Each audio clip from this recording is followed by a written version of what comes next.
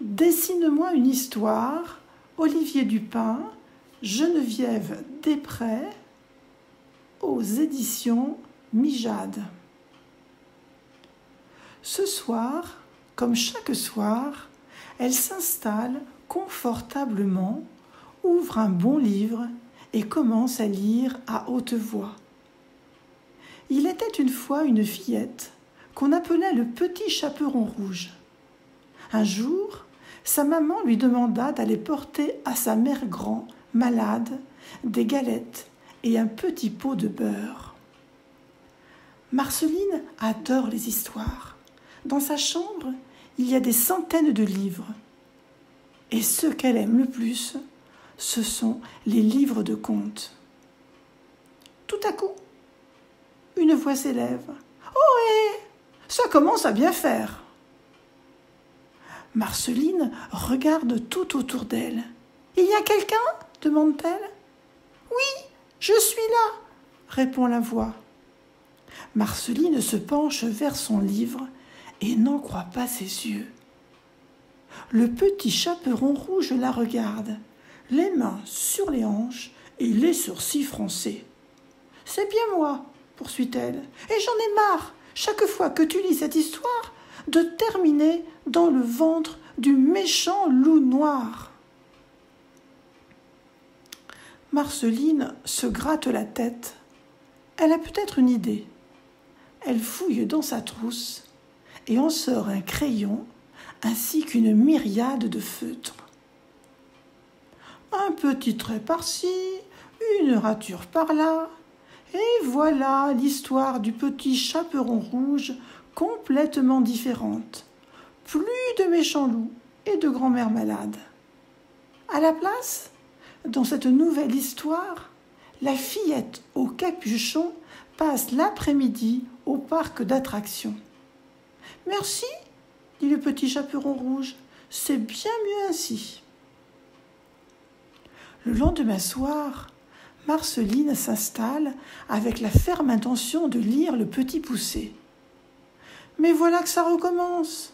« Ah non, dit le petit garçon, j'en ai marre d'être abandonné dans la forêt et d'aller chez l'ogre, mangeur d'enfants.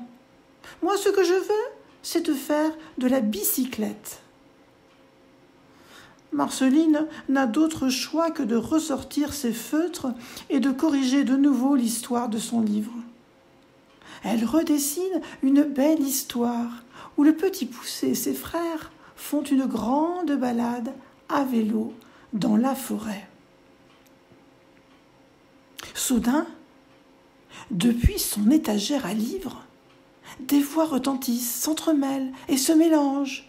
Tous les gentils personnages de ses contes favoris demandent à vivre de nouvelles aventures. Les 3 petits cochons ne veulent pas qu'on détruise leur maison. Boucle d'Or n'a pas l'intention de mettre un pied chez les ours. Et Cendrillon ne veut plus faire la moindre corvée. Marceline est bien embêtée. Elle ne va tout de même pas barbouiller tous ses livres préférés. Elle a soudain une idée.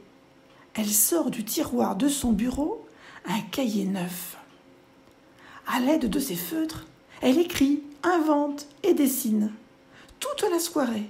« Ça y est, j'ai terminé » s'écrie-t-elle. « Vous êtes prêts ?» Elle commence la lecture de la jolie histoire qu'elle vient d'inventer. Tous ses personnages favoris sont réunis. Le petit chaperon rouge joue à cache-cache avec les 3 petits cochons. Le petit Poucet fait une grande partie de bowling. Et Cendrillon et Boucle d'Or jouent aux cow-boys et aux Indiens. À la fin, tous se rassemblent pour un formidable goûter. Les héros des contes sont satisfaits. Quelle belle soirée ils viennent de passer. C'est alors que des grognements se font entendre depuis le fond de la chambre. Marceline s'approche et découvre des personnages tristes et éplorés.